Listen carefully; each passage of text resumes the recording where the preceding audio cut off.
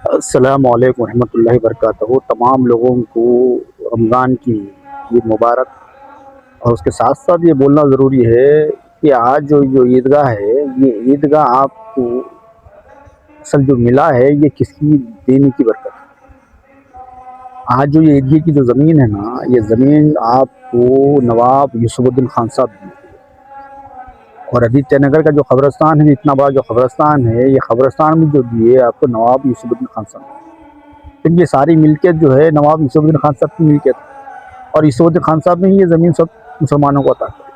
लेकिन आज मजबूरी ये है कि कभी ना नवाब साहब के नाम से कोई फातिहा खानी करते, ना नवाब साहब की नाम मफरत की दुआ करते। ये सबसे अजीब दिखता मेरे को कि भाई जिसकी मेहनतों से, जिसकी वजह से ये ज़मीन मिली आपको, आज हम उसी इंसान के ऊपर ना कभी ईसाई सवाब करना चाहते, ना हम उसके नाम से करना कोई दुरूद भेजना चाहते। ये हम कैसे मुसलमान हैं? अरे भाई, आज एक गज ज़मीन कोई देने तैयार नहीं है, लेकिन नवाब साहब उनकी ज़िंदगी के अंदर इतनी बड़ी ज़मीन हमको दी है, तो कम से कम उनके ऊपर ईसा साहब तो भेजना। इसकी भी हमको तौफीक नहीं है। ये अजीब बात। और उसके साथ साथ और के बाद भी मैं बताना चाह रहा हूँ कि भाई आप जो ईदगाह की जो कमेटी वाले हैं, जो मस्जिदों की कमेटी वाले हैं, जो कब्रिस्तान की कमेटी वाले हैं, आपको जिम्मेदारी इसलिए दी गई कि भाई आप निज़ामत को संभालें। मगर इसका मतलब ये नहीं है कि भाई आप इस ईदगाह के हो या कब्रिस्तान के हो या मस्जिदों के हो, आप मालिक नहीं है, आप ममलूक है। आप एक पोस्टमैन है, आपका काम है आपकी जिम्मेदारी निभाना। लेकिन ये क्या है भाई, आप जब हम ईदगाह के ऊपर आते, ईदगाह पे बात करना चाहते, तो आप मैका खींच लेते। ये कैसी आप लोगों की ज़बरदस्ती है, ये आपकी कैसी सोच है? क्यों? क्या भाई ईदगाह पे बोलने का हक नहीं है क्या मुसलमानों को? क्या मैं मुसलमानों में से नहीं हूँ क्या? कई मुसलमान नौजवान तबका है जो ईदगाह पे आवाम से बात करना चाहते हैं, मगर हक नहीं है। क्या सिर्फ ईदगाह पे बात करने का हक सिर्फ लीडरों को है क्या, आवाम को नहीं है? तो ये जो तरीका है आप लोगों का, ये तरीका गलत है। क्योंकि आप तो पहले तो ये जानना चाहिए कि जो आपको ईदगाह जो दिया गया है ना, ये कोई एमएलए ने दिया आपको, या ना कोई मिनिस्टर दिया। ये जो दिया गया है, ये नवाब यूसुफुद्दीन खान साहब दिए है, उनकी मिल्कियत है ये। उन्होंने ये हफीज पेट के लोगों को दिए। और ये इतना बड़ा जो कब्रिस्तान नजर आ रहा है, ये कब्रिस्तान भी जो है ना अदीत्य नगर का, ये भी नवाब साहब दिए। पूरे हफीज पेट के अंदर जो कुछ भी मिला आपको नवाबों के बरकत से मिला। लेकिन मजबूरी ये है कि आप लोग ना नवाबों के हक में ना दुआ करते, ना उनके हक में कभी फातिहा खानी करते। ये कैसे आप लोगों का तरीका है? तो मैं आप लोगों को समझाना चाह रहा हूँ कि भाई कम से कम आप ये तो समझो कि भाई ये मिल्कियत में जो आपको दिया गया है, ये मुसलमानों के ही कदम से आपको ये ज़मीन मिलेगा। इसके ऊपर आप लोग नमाज अदा कर रहे हैं, इसी के ऊपर आप अपने बुजुर्गों को ज़ेर ज़मीन दफन किया जा रहा। लेकिन उसके बाद में भी आप लोगों के नज़दीक जो है ना, मुसलमानों की इज्जत नहीं है, और ना मुसलमानों से आप मोहब्बत करते। ये कैसे आपका तरीका है भाई? वक्त के जो लीडर है, वो लीडर आते, आपके वोट के लिए आते, आपसे बातचीत करके आपका वोट लेके जाते। लेकिन आपसे जो मुसलमानों को तो लेते तो नहीं ना भाई, आप लोग आपको उल्टा देते। जितना आपको चंदा दिया जा रहा है, क्या ये चंदे के पैसे क्या आप लोगों को क्या किसी को देना है? नहीं है ना। जितना ये टेंट जो बने हुआ है, ये टेंट का पूरी जिम्मेदारी गवर्नमेंट संभाल रही है। फिर जो चंदे के पैसे जा रहे हैं आपके पास, ये चंदे के पैसों का आप क्या कर रहे हैं? आपसे सवाल भी नहीं करना, इसका हिसाब भी आप देना ना। फिर अब इसका हिसाब देने तैयार नहीं है, कुछ देने तैयार नहीं, फिर ये पैसों का आप इस्तेमाल क्या कर रहे हैं, ये भी बताने तैयार नहीं है। तो मैं आपको बताना ही चाह रहा हूँ कि भाई आप लोग जो है ना सही इंतजाम नहीं कर रहे। इसके नतीजे में ये हो रहा है कि भाई हर तरफ जो परेशानियां हैं, मुसीबत हैं। अरे भाई, आवाम दुनिया का फंडिंग कर रहे हैं आपको, लेकिन आवाम को आप लोग क्या दे रहे? आवाम हर तरीके से आपको पैसे दे रही है, भाई आप आवाम के पैसों से क्या कर रहे? कोई सिस्टम बन सका या गरीब मुसलमानों के लिए कुछ बन सका? कुछ भी नहीं, क्या भी नहीं।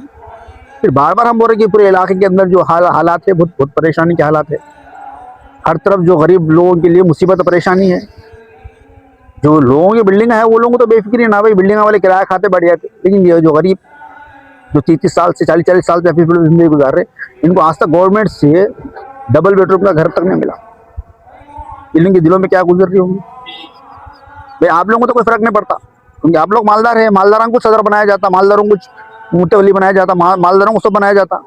लेकिन गरीब मुसलमानों जो पूरी जिंदगी हफीज पेट के अंदर गुजार दी है, इनको आज तक डबल बेडरूम का प्लाट तक नहीं दी। एरिया के अंदर लीडर से लीडर ने क्या करे? जब पूरे बिहारी के लोगों को, बंगाल के लोगों को, यूपी के लोगों को, हर एक को डबल बेडरूम दिया गया।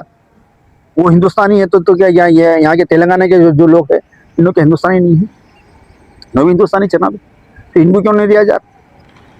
आज तक देख लो, तो हर गली के अंदर जो 30 साल से जिंदगी गुजार रहे हैं उनको आज तक घरा नहीं मिले, तो इसके ऊपर कोई तवज्जो नहीं है। फिर आपके जो लीडर आते हैं ईद के ऊपर बात करते बोलते करते, लेकिन ये गरीब लोगों के लिए भी बोलना ना, तो इनको भी डबल बेडरूम का प्लाट दिलाना, क्यों नहीं दिलाए फिर आप लोग?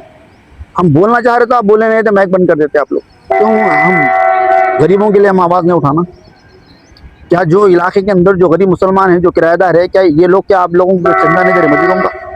क्या आपकी ईद पे चंदा नहीं दे रहे आप लोग?